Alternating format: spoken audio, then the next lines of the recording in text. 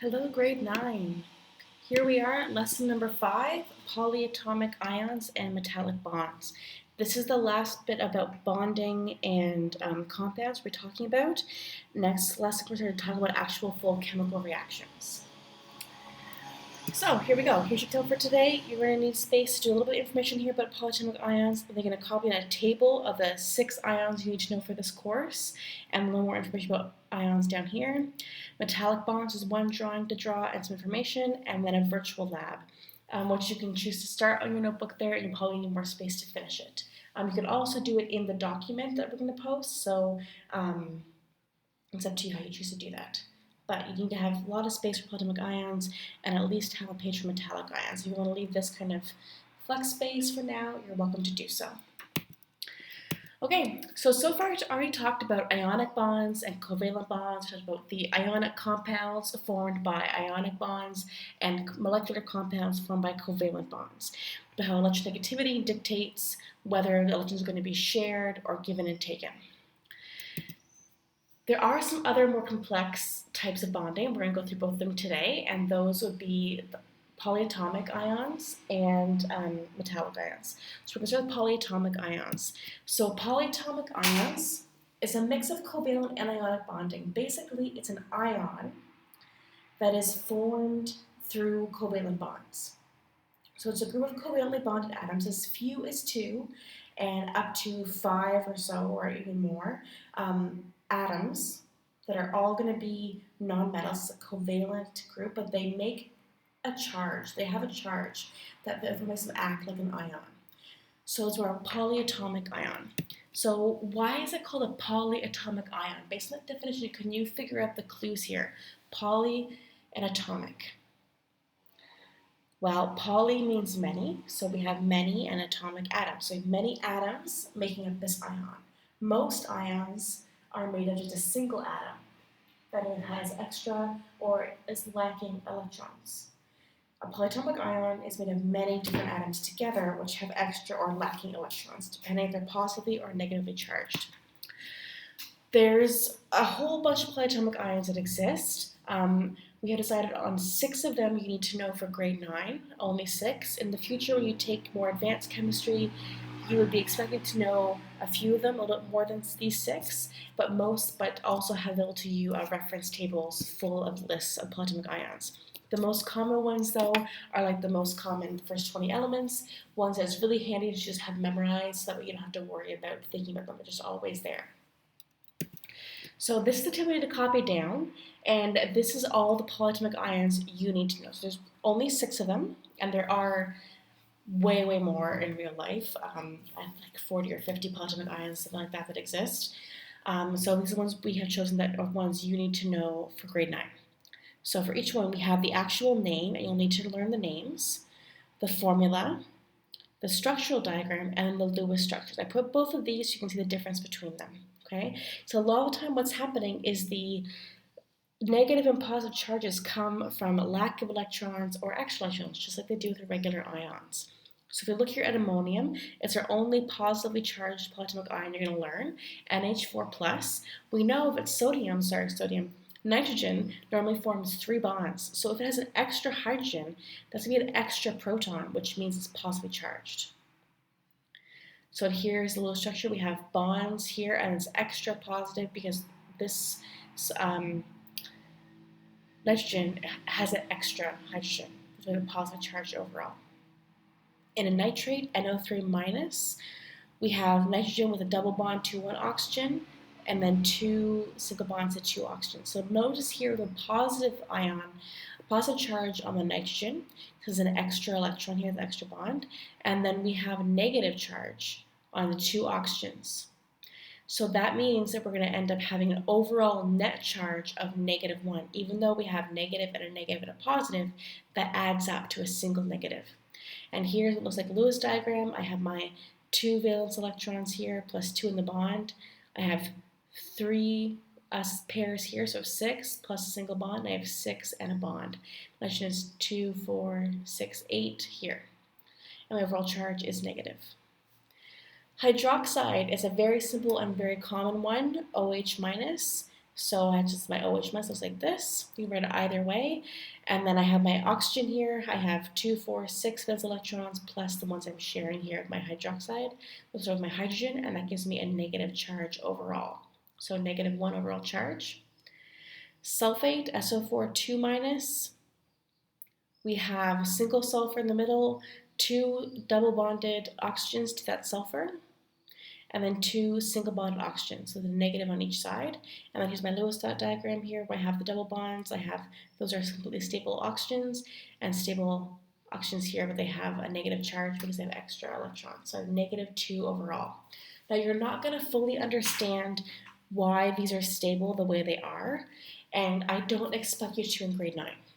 Okay, it's one of those things where you're going to have to kind of trust that that's the way it is, and when you learn more about electrons and bonding and kind of more complexities of how that works in later grades, this will make complete sense to you. But for now, there are other things that are more important for you to understand, and just seeing these and memorizing them is sufficient. Then we have here carbonate, CO3 2 minus. We talked about this in our earth science. You don't actually carbonate ions in rocks, it makes caves. So we have double bonded oxygen here and 2 single bonded oxygens both having a negative charge, extra electrons. Here's my Lewis dot diagram where I have my electrons shown here for each one that aren't bonded and have -2 charge. And here's my phosphate, PO4 3 minus. So I have my phosphate with a double bonded oxygen and 3 single bonded oxygens. The little triangles, the one that is like this one that's kind of shaded in, that means in 3 dimensions that oxygen's facing outwards, and the dash one is the oxygen's facing inwards in 3 dimensions. And each has a negative charge, so I'm 3 minus. Here's my Lewis dot diagram here. Okay, so draw this into your notes. Okay, you're going to need to have it as a reference for your unit test, your final, all that kind of stuff. So make sure you do a good job with it.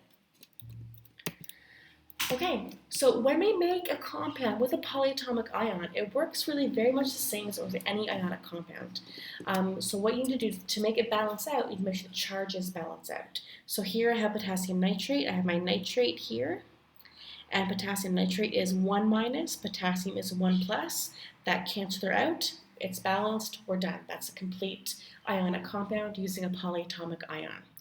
Now in this case, I have aluminum is 3 plus, and I have sulfate, which is 2 minus. So 1 and 1, they're not going to balance. So sometimes a useful tool for students to do is what's called the crisscross method, where you write the charge of 1, so aluminum is 3. That means I'm going to need to have 3 sulfates to balance that out, and sulfate is 2 minus, so I need 2 aluminums to balance that out.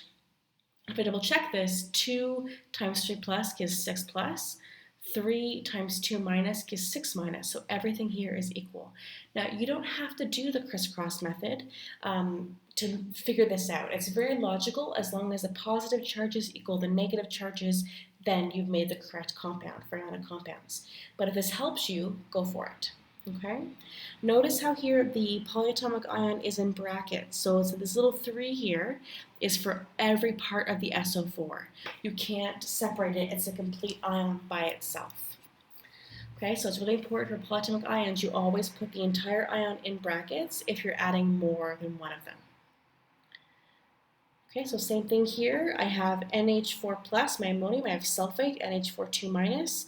So I have 2 NH4s, and I have 1 only SO4. So I'm going to change this one. I can crisscross it to figure out, and I'm putting my NH4 in brackets to show that I have 2 sodiums, why do I keep saying sodium? 2 nitrogens and 2 H4s, so 8 hydrogens, okay, and 1 sulfate.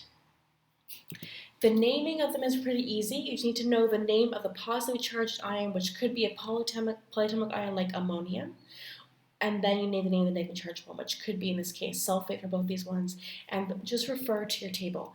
So you need to have this written down very clearly in your table, okay? Okay, that's polyatomic ions.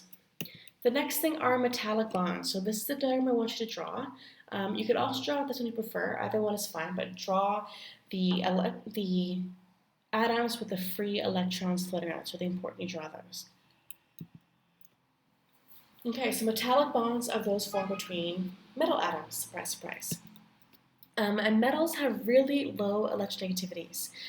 And so that means not only can they not really take electrons from other atoms, they often can't even hold their own valence electrons. They're so loosely held they lose their own valence electrons. So what happens is in a single metal sample, you're going to find what are called delocalized electrons. Electrons are kind of just floating around a cloud around the atoms, and we call this the sea of delocalized electrons. It's very dramatic. And the bonds between the metal atoms are called metallic bonds. So all these little free electrons here cause these atoms, the blue ones are atoms of metals, those ions, to be attracted to each other. It's not a very strong bond, but it's a unique bond to metals. So just remember, looking back here at our electronegativity values in the periodic table, if you look at the metals here, a lot of them are the green, they're pretty low. Okay, over here, really low ones, and they get higher as you go over here. But these are all going to form metallic bonds. And we learned about metals back in our first chemistry and the properties of metals. We talked about how they're often really soft. These are very soft, malleable, all these kinds of things. So that has to do with the bonding. So the properties of metals are related to the bonding, just like any properties related to the bonding of that particular substance. So metals are ductile. Remember, ductility means it can be pulled into a wire. So here we have a piece of metal being pulled into a wire. That's how ductile it is, which is how long it can go without breaking. And malleable, you can hammer it into a sheet, you can bend it and change the form of it without breaking it. And this is because of those metallic bonds. Those metallic bonds hold the metal atoms together, but they're weak enough to let it still be bendy and flexible. So that sea of electrons is going to also be really important for conductivity. It allows both electricity and heat to move through metals really easily, and it makes metals really good conductors because of that. Which I'm sure you ever know from cooking, if you touch a hot metal pot, you can burn yourself pretty quickly. I did it just yesterday, making some dog treats actually. Okay, so we're going to end with a flame test lab. Now, this brings both metals and polyatomic ions together into one magical lab.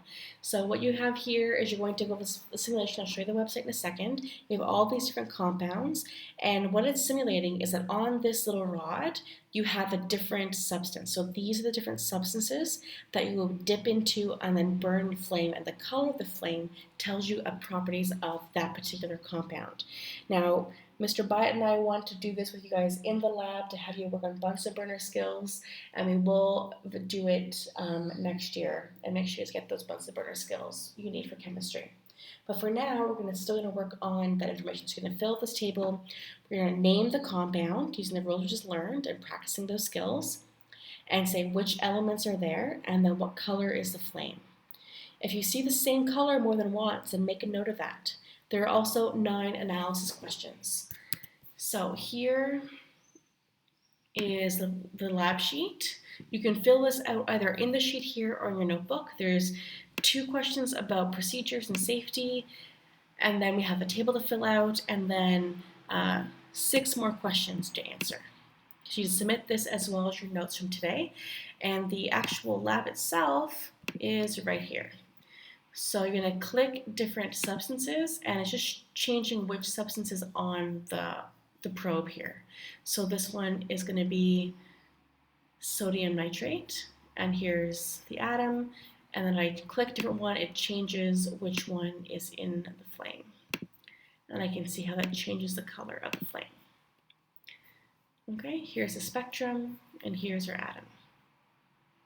All right, so complete that. Again, I recommend you do it with a partner just to get that practice discussing what you're finding with somebody else. The last thing is we are ready for our first big idea. So big idea number 1 is how does the arrangement of elements in the periodic table help us predict the interactions between elements? So use all our lessons so far to answer a really big idea. Okay, so make sure you do a good job with that. Your homework is to upload your notes, which should be including your notes for today and big idea number 1, as well as the flame test virtual lab. You can submit it either in the Word document or you can write it out in your notebook. Personally, I recommend you have it in your notebook so that when you're doing your final exam or unit test, you just flip through your notebook instead of trying to work on multiple screens. Okay? If everything can be in your notebook, it'll make your life much easier for finals. Alright guys, that's it. I hope that was helpful for you. If you have any questions or concerns, please feel free to send me an email. Take care.